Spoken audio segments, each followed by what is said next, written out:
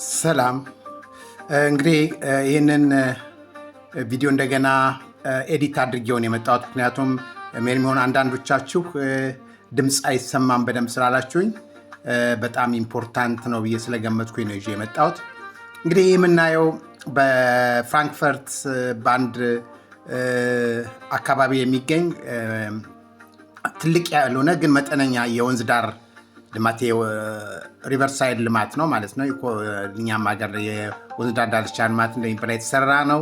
በእርግጥ ቆየት ያለ ነው እና እስቲ ከሀገራችን ጋር ልዩነቱን ለማስተያየት ስለፈለኩኝ እንዴት ነው የወንዝ ዳር ልማት እንዴት ነው የሚሰራውና ለማሳየት ስለፈለኩኝ ነው። እንግዲህ ይሄ በፍራንክፈርት ትልቁ ወንዝ የፍራንክፈርት ማይን ይባላል። ትልቁ ወንዝ ማለት ነው። ያንን ሌላ ጊዜ ያሳያችሁ አለው። እዛኛው ላይ በጣም ትልቅ ነው ወንዙ። በኢትዮጵያ ውስጥ እንደዛ አይነት ወንዝ አላየሁም። ምናልባት የህዳሴው ግድብ ጋር ያለው ሊሆን ይችላል። ምክንያቱም ትልልቅ መርከቦች ሁሉ የሚጓዙበት ነው የፍራንክፈርት ማይን ወንዝ። ከዛ ተነስቶ ጀርመን ተነስቶ ወደ ሌላ ሀገር የሚካሄድበት ወንዝ ማለት ነው። በጣም ትልቅ ወንዝ ነው እና ትልቅ ወንዞች አሉ እዚህ ሀገር ማለት ነው። ግን አሁን የማሳየት የፈለኩት ከኛ ወንዝ ጋራ ተመጣጣኝ የሆኑትን እና እንዴት መሰራት እንዳለባቸው ለማሳየት ስለፈለኩ ነው። እዚህ የምናየው እንግዲህ እንደምታዩት በሙሉ በትልቅ ዛፎች ዳርና ዳሩ በትልቅ ዛፎች የተሞላ ነው የወንዝ ዳርቻው ማለት ነው። ከወንዙ ዳርና ዳር ምንም አይነት ሌላ ነገር የለም፣ ሳር ዛፎች ናቸው። እና እንግዲህ እዚህ ውስጥ የተለያዩ አዋፋት ዳክዬዎች እንደልባቸው ዋኝተው ከዛ ደግሞ አረፍ ሲሉ ወደ ሳሩ መጥተው እዛ እንቁላልም ለመጣል ጫጩትም ለመፈልፈል ምናምን ይጠቀሙበታል ማለት ነው። እዚህ ጋር እንደምታዩት ዳርና ዳሩ በሙሉ በሳርና በትልቅ ሳሮች በዛፍ የተሞላ ነው እና እንደዛ እንዲሆን ፍላጎት ስላለኝ ነው። በሀገራችንም እንደዛ አይነት አሰራር እንዲኖር ስለፈለኩኝ ነው ይህንን ቪዲዮ ለማሳየት የፈለኩት ማለት ነው። አያችሁት እዚህ ጋር የእግረኛው መንገዱ እንደዚህ ለብስክሌቶች ለምን ጠበብ ብላ ብዙ ገንዘብ በማያስወጣ ሁኔታ የተሰራች ነች ማለት ነው። እና ይሄ እንግዲህ በዚህ ቀጥ ብላችሁ ከሄዳችሁ ከዚህ ወታችሁ ወደ ሌላ ጫፍ ይወስዳችኋል ማለት ነው ውስጡን። እና ሰዎች በረፍት ጊዜያቸው ብስክሌት ይነዳሉ፣ ይሮጡበታል፣ ነፋሻ አየር ያገኙበታል። ግን አሁን ትልቁ ነገር ለእኛም ሀገር ይሄ እንደዚህ አይነት ወክዌው የተሰራ ነው በዛ በወንዝ ዳርቻው ላይ። ግን እንደዚህ አይነት ዛፎች ሲተከሉ አላየውም።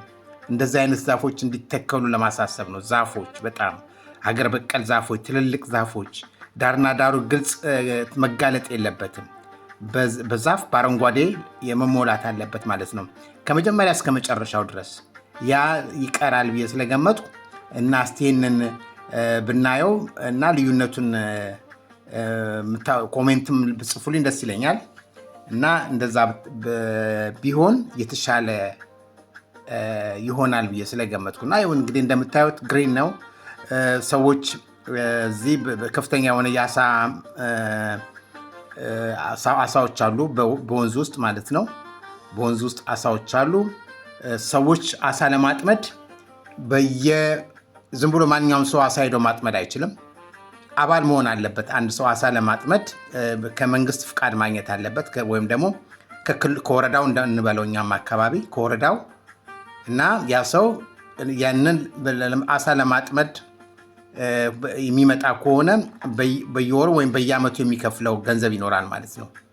ምክንያቱም አሳው ዝም ብሎ ማንኛውም ሰው መጥቶ እዚህ ወንዝ ላይ ሄዶ ማጥመድ አይችልም። እና አንዳንድ ሰዎች ለራሳቸው ለመዝናናት ነው የሚመጡት። አብዛኛዎቹ ለመዝናናት መጥተው ቁጭ ብለው ከቤተሰቦቻቸው ጋር እዚህ ጎራ ብለው በሳር ውስጥ አልፎ ወደ ወንዝ ጠጋ ብለው አሳ አጥምደው ይዘው ይሄዳሉ ማለት ነው። አባልነት ያላቸው ወይም ደግሞ ፍቃድ ያላቸው። ፍቃድ የሌለው ሰው ማንኛውም መጥቶ አሳ ማጥመድ አይችልም። ይሄ ግንዛቤ ውስጥ መወሰድ አለበት ማለት ነው። ምናልባት እኛም ሀገር ወደፊት እንደዚህ አይነት የአሳ ሀብት ምናምን በወንዝ ውስጥ የሚኖር ከሆነ በዛ መልኩ ፍቃድ ያላቸው ብቻ ማጥመድ የሚችሉበት ሁኔታ ሊኖር ይገባል ማለት ነው። እና እንግዲህ እዚህ ጋር እንደምታዩት ነው ወክዌው በጣም ያምራል ከወንዙ ዳር አጠገብ ማለት ነው። ዋናው እዚህ ትልቁ ነገር ከወንዙ ጋር ምንም የሚነካካ ነገር የለም። ቤቶች ምናምን አይኖሩም። ሁሉ ጊዜ እኛም ሀገር አሁን እንደዛ ነው የሆነው። አዲስ አበባ ማለት ነው። በፊት ማንኛውም ሰው ሽንት ቤቱን የሚያገናኘው ከእንትኑ ጋር ከወንዙ ጋር ነበር። አሁን ግን ያ ነገር የለም። እኛም ጋር ግን የሚቀረው አካባቢውን ግሪን ማድረግ እና ዙሪያውን ድንጋዩ ምናምን ሳይሆን በቃ በደንብ ወዲያውኑ ከወንዙ ዳር ሳር፣ ዛፎች ምክንያቱም እንትኑን ጽዱ ያደርገዋል፣ ወንዙን ጽዱ ያደርገዋል። እንደገና ደግሞ እንትኑ በዛ አካባቢ ያለው አየርም ሆነ ማንኛውም ነገር በጣም ለቱሪስት ማራኪ ይሆናል። አሁን ብዙ ቱሪስቶች ይህንን ወንዝ ለማየት እንኳን ይመጣሉ ማለት ነው። ይህም ብቻ ሳይሆን የተለያዩ ወንዞች እንደዚህ በዚህ መልኩ ስለተሰሩ ይመጣሉ። በእርግጥ አንዳንድ አካባቢ ላይ ሰፋ አድርጎ ሰዎች የሚዝናኑበት ማድረግ ይቻላል። ግን በአብዛኛው በእንደዚህ አይነት መልኩ አሁን እዚህ ጋር ያያችሁት ከድልድዩ ፊት ለፊት አሁን እንደዚህ እንደምታዩት ዳርና ዳሩ እንዴት ያምራል! በዛፎች የተከበበ ነው እና ውሃውም ንጹህ ነው የሚሆነው ማለት ነው። የዛፉ እና እነዚህ ረጃጅም ሳሮች ዳይሬክት ከወንዙ ዳር የተተከሉት ማለት ነው ያሉት እንዲጸዳ ያደርጉታል ማለት ነው። ምንም አይነት ፍሳሽ፣ ምንም አይነት ቆሻሻ አይገባበትም እና እኛም ሀገር በዚህ መልኩ እንዲሆን እመኛለሁ ማለት ነው እና ይህንን ለማሳየት ነው። ከዚህ ቀጥሎ ደግሞ የማሳያችሁ ምንድን ነው፣ እስቲ እንዴት ነው ደግሞ በሳይድ ወክ በእግረኛው መንገድ ላይ ለምንድን ነው እኛ ረጃጅም ዛፍ መተከል እንዳለበት እና የረጅም ዛፍን ጥቅም ለማሳየት ነው የፈለኩት እና ተለቅ ያሉ ዛፎች መተከል አለባቸው በአዲስ አበባ ውስጥ በእግረኛው መንገድ ላይ ሌላ አካባቢ ሳይሆን።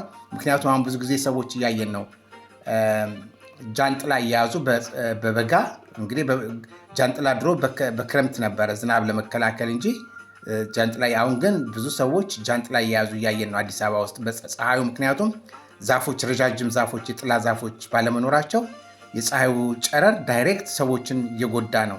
በጣም ከፍተኛ የሆነ ጨረር አለ እና ያንን እንደዛ አይነት ነገር አሁን ሰፈር ውስጥ ያለ አንድ መንገድ ነው ማሳያችሁ ማለት ነው። ዋናው መንገድ ሳይሆን በሰፈር ውስጥ የሚገናኝ መንገድ ነው እና እንግዲህ ማንኛውም ቦታ እዚህ ሀገር ዛፍ የሌለበት የእግረኛ መንገድ አታገኙ። በሁሉም አካባቢ ላይ የእግረኛ መንገዱ ጎን ዛፍ መኖር አለበት ማለት ነው። ዛፎች፣ ረጃጅም ዛፎች እዚህ ጋር እንደምናያቸው ማለት ነው። አሁን ለምሳሌ እኛ ጋር ከባይክ ሌኑ አጠገብ አረንጓዴ ሳር የተተከለበት አለ። ልክ እንደዛ ማለት ነው። ልክ እዚህ ጋር እዛ አካባቢ ላይ እንደዛ አይነት ዛፎች አያችሁት? ረጅም ለጥላ የሚሆን ፍሬሽ ኤር የሚያመጣ የመኪናውን ከመኪናው የሚወጣውን መጥፎ አየር ወይም ካርቦን ዳይኦክሳይድ አምቆ ወደ መሬት የሚቀብር ትልቅ ዛፎች ሁሉም ጋር መኖሪያ ቤት ውስጥ ራሱ ወደ ሰዎቹ ጋር ሄድ ማለት ነው ጭሱ።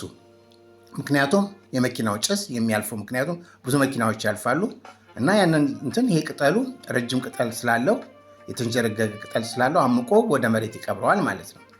እንደገና ፍሬሽ ኤር ያመጣል ማለት ነው። ሰዎች እዚህ ጃንጥላ መያዝ አያስፈልጋቸው። ምክንያቱም በየ10 ሜትሩ ዛፎች አሉ በየ10 ሜትሩ እና ብዙ ጥላዎች እዚህ ጋር እንደምታዩት ጥላ አለ ማለት ነው። የፀሐይ ጨረር ከዛፉ ላይ ነው ከላይ ነው የሚቀረው እንጂ ወደ ታች አይወርድም። በነገራችን ላይ እዚህ ጋር በዛፎቹ መካከል ፓርኪንግ አለ። አያችሁት?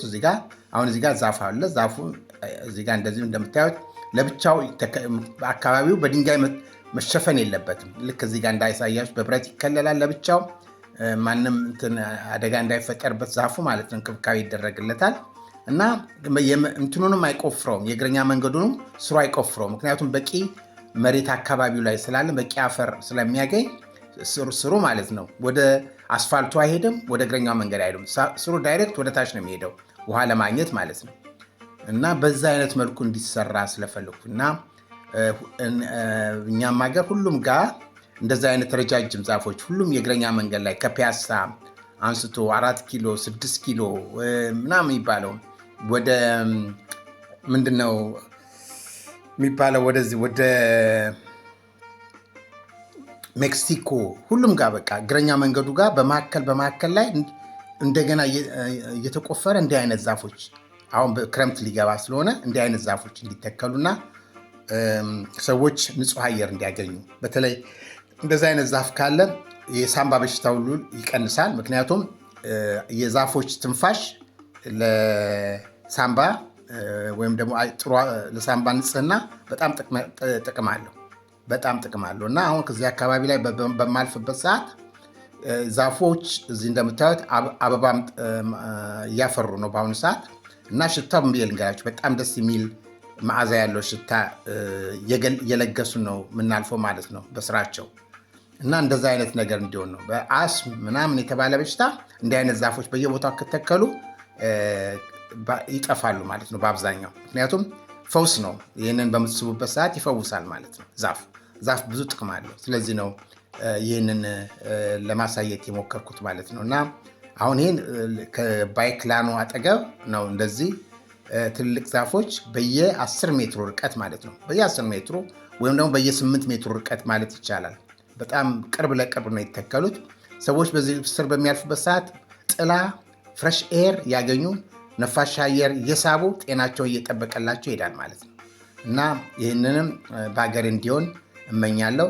ትልልቅ ዛፎች ይተከሉ ላለሁ እና በሚቀጥለው ስንመጣ እንደዚህ አይነት ዛፎች በሁሉም በእግረኛ መንገድ ላይ ተተክለው ማየት እንፈልጋለን። አይሆፕ ይደረጋል ብዬ ገምታለሁ። ምናልባት አሁን ካዩት በኋላ ይህ ሀሩሩ ፀሐዩ በከተማችን ውስጥ በጣም ሙቀት እየጨመረ ስለሆነ ያንን ለመከላከል አሁን ካለፈው ትምህርት አግኝተው ይሄ ነገር ማድረግ አለብን ብሎ እንደሚደረግ ተስፋ አደርጋለሁ ማለት ነው እና ያንን ነው ለማለት የምፈልገው።